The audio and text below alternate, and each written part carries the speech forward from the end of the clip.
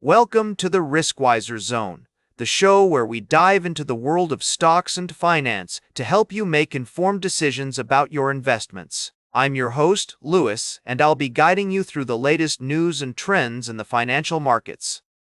Today, we're starting with a story that's been making waves in the tech industry. The Nifty IT index has plummeted over 6% to its lowest level in over 3 years, following Accenture's guidance cut on Wall Street. This has led to a sharp sell-off in Indian IT stocks, with companies like Infosys, TCS, and HCL Tech experiencing significant losses. But what does this mean for investors? Should you be buying the dip in IT stocks, or is it time to exercise caution? According to Harshal Dasani, business head at Invasset PMS, the valuation story is now the more uncomfortable conversation.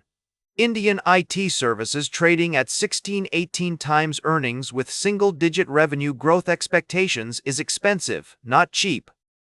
He also believes that traditional IT services is increasingly looking like a sunset business in its current form. On the other hand, V.K. Vijayakumar, chief investment strategist at Geojit Investments, thinks that buying in IT stocks can emerge at lower levels since valuations are becoming attractive after the sharp correction. So, who's right? Should you be optimistic or pessimistic about the future of IT stocks? We'll be exploring this topic in more depth throughout the show, talking to experts and analyzing the latest data to help you make sense of it all. We'll also be discussing other major stories from the world of finance, including the latest developments in the U.S. economy and how they might impact your investments. We'll be right back with more from the world of stocks and finance on the Riskwiser Zone. Welcome back to the Riskwiser Zone. We're continuing our discussion on the latest developments in the global market. Today, we're focusing on the recent U.S.-Iran peace deal and its impact on the oil industry. While the agreement has sparked optimism, with oil prices initially dropping in response to the news, some experts are cautioning that the situation may not be as straightforward as it seems. According to reports, reopening the Strait of Hormuz will not immediately restore tanker traffic, production, refining activity, or insurance coverage. In fact, Norway is moving ahead with plans to increase its oil production, which could potentially offset some of the gains from the U.S.-Iran deal. ING estimates that Brent crude prices could surge again if the global inventory situation doesn't improve. Oil traders are also betting on a potential price rebound, citing concerns over the pace of recovery in Iranian oil exports. Additionally, the state of global oil inventories is a major concern, with some analysts warning that the current levels are not sufficient to meet demand.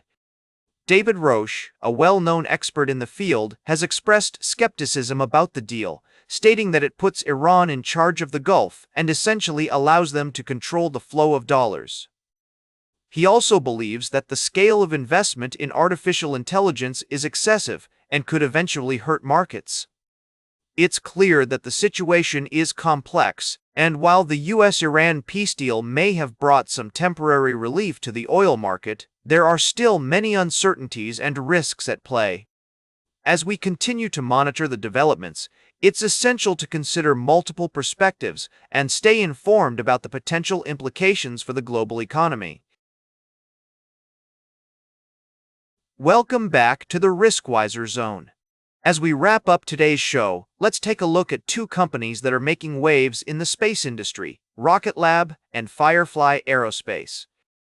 Now, I know what you're thinking. Space exploration can be a risky business, but these companies are pushing the boundaries of what's possible. Rocket Lab has been making headlines with its successful launches, including a recent mission that sent a satellite into orbit on just 1 day's notice. That's right, folks. These guys can launch a satellite in less than 24 hours. It's an impressive feat that showcases their capabilities and efficiency. Firefly Aerospace, on the other hand, has been focused on developing its Alpha rocket, which is capable of carrying payloads of up to 1,030 kilograms into low Earth orbit. The company has also made significant strides in lunar exploration with its Blue Ghost spacecraft, which became the first commercial lunar lander to complete a fully successful moon landing.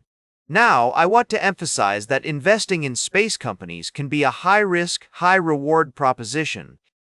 There are many factors to consider, from technological advancements to regulatory hurdles. However, for those who are willing to take on that risk, the potential returns could be substantial.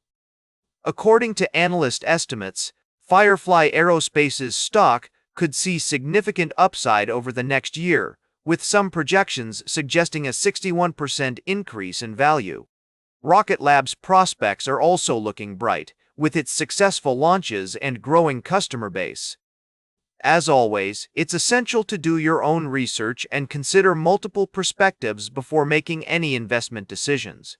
The space industry is rapidly evolving, and there will undoubtedly be twists and turns along the way. That's all for today's Riskwiser Zone. Remember to like, share, and subscribe, and until next time, keep your finances in check.